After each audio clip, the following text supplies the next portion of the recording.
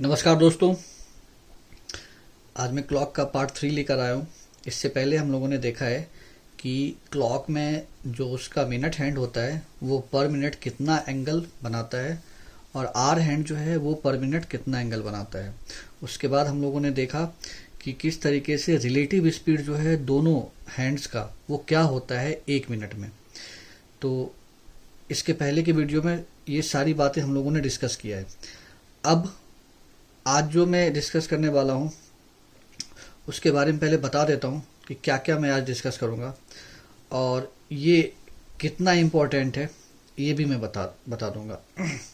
तो आज का जो वीडियो है क्लॉक का वो बेसिकली क्लॉक में 3 तरीके से अगर आप देखो तो ऐसा होता है कि जब दोनों सुई एक दूसरे से मिलता है, एक तो ये हो गया। दूसरा, जब दोनों सुई एक दूसरे के विपरीत होता है, एक ऐसा कंडीशन हो गया। और तीसरा होता है कि जब दोनों सुई 90 डिग्री पे स्थित हो। ठीक है, तो आज मैं एक एक करके बताऊंगा उसके बारे में। लेकिन आज का जो वीडियो होगा वो खास तौर से जो फुल्ली बेस्ड होगा वो कोइंसिडेंस पे होगा। जब दोनों सुई एक दूसरे से आके मिलता है तो 1 घंटे में कितनी बार मिलता है, 12 घंटे में कितनी बार मिलता है और 24 घंटे में कितनी बार मिलता है, और दोनों सुइयों के मिलने का एक टाइम होता है, वो टाइम क्या होगा। ये सारी बातों पे हम लोग आगे चर्चा करेंगे। सबसे पहले आज जो मैंने यहाँ पे लिखा है उसके बारे में पहले बता देता हूँ। देखो, पहला है कि both hands minute hand and hour hand are in a straight line. ठीक है, इस बात पे मैं जोर दे रहा हूँ, इस वर्ड पे, स्ट्रेट लाइन। जब दोनों सुई स्ट्रेट लाइन में होता है, ठीक है, ध्यान देना, दोनों सुई का मतलब मिनट वाला सुई और घंटे वाला सुई। जब स्ट्रेट लाइन की बात कहा जा रहा है तो उसमें दोनों बात कंसीडर होता है। कौन कौन सी बात? सबसे पहली बात तो जो कोइंसाइड है या फिर ओवरलैप है, दोनों बात कह सकते हैं। कोइंसाइड भी कह सकते हैं, इसको ओवरलैप भी कह सकते हैं, या जहां पे थीटा जो है या एंगल है वो 0 डिग्री होता है। ठीक है, तो ये स्ट्रेट लाइन में कंसीडर होगा, एक सीधी रेखा में। क्योंकि देखो, अगर हम यहाँ पे लेते हैं, मान के चलो कि यहाँ पे ये आर हैंड है और ये वाला मिनट हैंड है। ठीक है, इसको ओवरलैप कर रहा है। ठीक है, इसको ओवरलैप कर रहा है। तो जब ये ओवरलैप कर रहा है तो यहाँ थीटा क्या हो गया, 0 डिग्री हो गया। ये इसको ओवरलैप कर रहा है, कोइंसाइड कर रहा है, तो लेकिन है तो ये सीधी रेखा में दोनों। ठीक है, तो जब सीधी रेखा की बात कर रहे हैं तो कोइंसाइड होगा, और सीधी रेखा की बात करें तो फिर ये भी होगा, ऑपोजिट डायरेक्शन भी होगा। जब दोनों सुई एक दूसरे के ऑपोजिट डायरेक्शन होता है, both hand minute hand and hour hand are in opposite direction, और वहां एंगल क्या हो जाएगा, 180 डिग्री का। जैसे मान लो कि सुई इधर है, घंटे वाला सुई इधर है, आर वाला हैंड इधर है, और इसके जस्ट ऑपोजिट में अगर देखा जाए तो इधर है मिनट वाला सुई। तो ये देखो, यहाँ जो एंगल बन रहा है वो 180 डिग्री बन रहा है। ठीक है, और दोनों सीधी रेखा में भी है।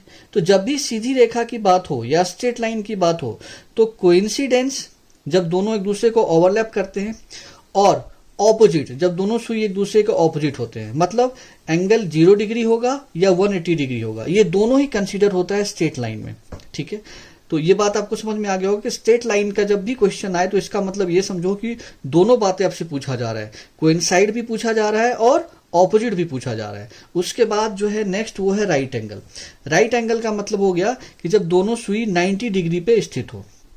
ठीक है, तो अब इसके बाद जो पॉइंट है वो जो मैं बताने वाला हूं वो कोइंसाइड वाला। आज सबसे पहले हम लोग कोइंसाइड को अच्छे तरीके से समझते हैं, तो ये सारा पॉइंट आपको, मुझे ऐसा लगता है, क्लियर हो जाएगा कि स्ट्रेट लाइन क्या होता है। स्ट्रेट लाइन में हम लोग दोनों को कंसिडर करते हैं, कोइंसाइड को भी और ऑपोजिट एंगल को भी, बट राइट एंगल अलग होता है उससे।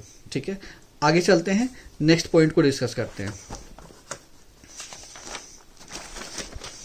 ठीक है, तो सबसे पहले हम लोग बात कर लेते हैं कोइंसाइड एंगल की, मतलब 0 डिग्री की। यहां पे मैंने लिखा है 0 डिग्री, इसकी बात कर लेते हैं। देखो मैंने एक यहां पे कुछ लिखा है, हालांकि ये मैंने क्वेश्चन के तरीके से लिखा है, लेकिन ये बेसिकली कॉन्सेप्ट ही है। क्या लिखा है, how many times does the hands of a clock will be coincide each other in 1 hour, 12 hour और 24 आवर। कहने का मतलब ये है कि घड़ी में जो दोनों सुई होता है, मतलब घंटे वाला सुई और मिनट वाला सुई, minute hand and hour hand, वो 1 घंटे में, 12 घंटे में, 24 घंटे में कितनी बार कोइंसाइड करता है या कितनी बार एक दूसरे से मिलता है। तो इसके बारे में पहले समझ लेते हैं। देखो एक बात तो क्लियर है, सबसे पहले मैं आपको 1 घंटे के बारे में बताऊंगा। देखो अगर देखो यहाँ पे ये मान लो कि ये आर हैंड है और ये मिनट हैंड है, ठीक है। एक बार मिला, एक बार मिलने का मतलब 1 to 2 वाले में, ठीक है, इस तरीके से। फिर उसी तरीके से आप देखते होगे कि यहां भी मिलता है, ठीक है, यहां भी मिलेगा, इस तरीके से यहां भी मिल जाएगा, है ना। तो इस 2 से 3 में फिर मिला। तो ऐसे कर करके अगर हम ध्यान से देखें तो 1 घंटे के दौरान एक बार तो मिलता ही है। दोनों सुई 1 घंटे में कितनी बार मिलेगा? एक बार मिलता है, ठीक है। तो हम ये कह सकते हैं कि जो 0 डिग्री है या कोइंसाइड जो होता है दोनों सुई, या दोनों सुई जो मिलता है वो 1 घंटे में, 1 घंटे में जो दोनों सुई है वो 1 टाइम्स मिलता है, ठीक है, एक बारी मिलता है ये 1 घंटे में। तो फिर 12 घंटे में कितनी बारी मिलेगा? ठीक है, 12 आवर्स की बात करें तो कितनी बारी मिलेगा?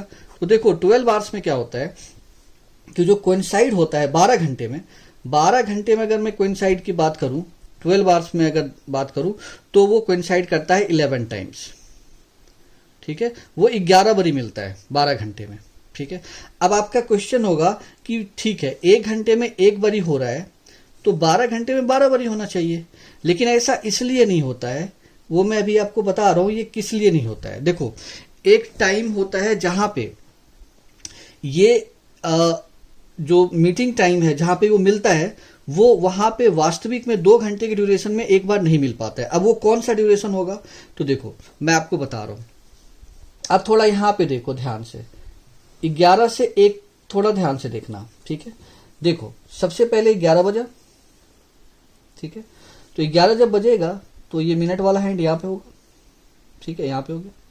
उसके बाद ये वाला रोटेट करेगा मिनट वाला हैंड, मिनट वाला हैंड फिर यहाँ पहुंचेगा, तो फिर एग्जैक्ट क्या होगा, ये जो ये वाला हैंड है, जो आर वाला हैंड है, ये यहाँ पे आ जाएगा, मतलब एग्जैक्ट 12 बजा, ठीक है।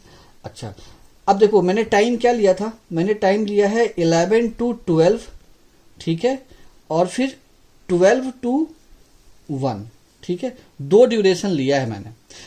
अब देखो यहाँ पे फिर अब मिनट वाला सुई यहां से स्टार्ट होगा रोटेट करना और ये पहुंचेगा 12 पे, तो जो आर वाला हैंड होगा हमारा वो आ जाएगा 1 पे। वो कहाँ आएगा? 1 पे आएगा, ठीक है, वो 1 पे आ जाएगा। तो देखो 1 बजा, तो अब 11, 12 और 1, 11 से 12, 12 से 1, तो अगर आप ध्यान से देखोगे तो जो सुई है हमारा मिनट और आर वाला वो एग्जैक्ट 12 o'clock पे मिल रहा है, 12 o'clock पे मिल रहा है, ठीक है। अब है तो 2 ड्यूरेशन, 11 to 12 है, 12 to 1 है, लेकिन मिल कहाँ रहा है? वो सिर्फ 12 बजे पे मिल रहा है। अब दूसरी बार 1 बजे के बाद मिलेगा, मतलब 1:05 के आसपास मिलेगा, तो वो किस में आ जाएगा? वो 1 to 2 वाले में कैलकुलेट हो जाएगा। तो लेकिन है तो यहाँ 11 से 12, 12 से 1, है तो 2 घंटा, ठीक है। आप यहाँ पे क्या समझ रहे हो, यहाँ पे कितना है? 2 घंटा, ठीक है ना, 2 घंटा है ये, लेकिन मिला कहाँ पे? सिर्फ 12 पे मिला। तो इसका मतलब एक बार लैप्स कर गया वो, इसीलिए 12 घंटे में क्या होता है? 11 बारी ही कंसीडर होता है। ये बात मुझे ऐसा लगता है आपको समझ में आ जाएगा।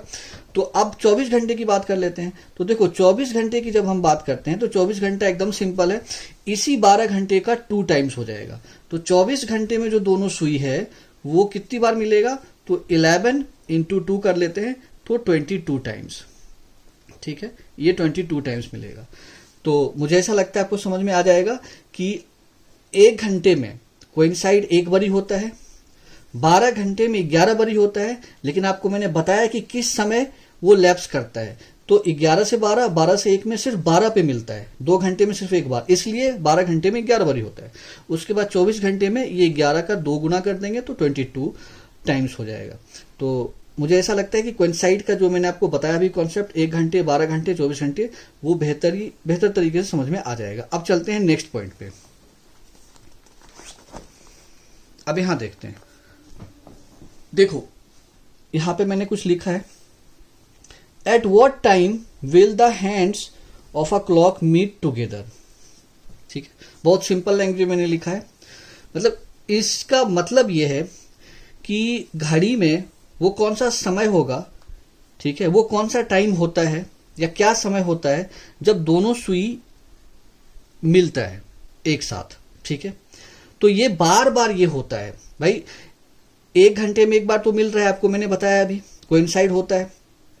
तो एक कोई रेफरेंस टाइम तो होगा, इसका एक रेफरेंस टाइम होगा, एक कोई रेफरेंस टाइम होगा जिसमें दोनों सुई को हम बता सकते हैं कि इतने टाइम के बाद आके मिलता है। जैसे आप ऐसा समझो कि आप कहीं भी कोई भी काम कर रहे हो, तो आप 10 बजे जाते हो, फिर अगले दिन भी 10 बजे जाते हो, फिर 10 बजे जाते हो, तो मतलब आप एक मान के चलते हो कि 24 घंटे का समय लेके चलते हो कि 24 घंटे में हम एक बार वहां जाते ही जाते हैं, विजिट करते करते, और संडे को नहीं गए, तो वो ओवरऑल उसका एक समय, रेफरेंस समय आप निकाल लेते हो कि इतने घंटे के बाद हम उस ऑफिस में जाते ही जाते हैं। उसी तरीके से क्लॉक में जो दोनों सुई है, मिनट वाला और आवर वाला, एक फिक्स टाइम होता है जिसके बाद वो एक दूसरे से मिलता है। तो वो फिक्स टाइम क्या होगा, तो वो मैं अभी बता रहा हूं आपको।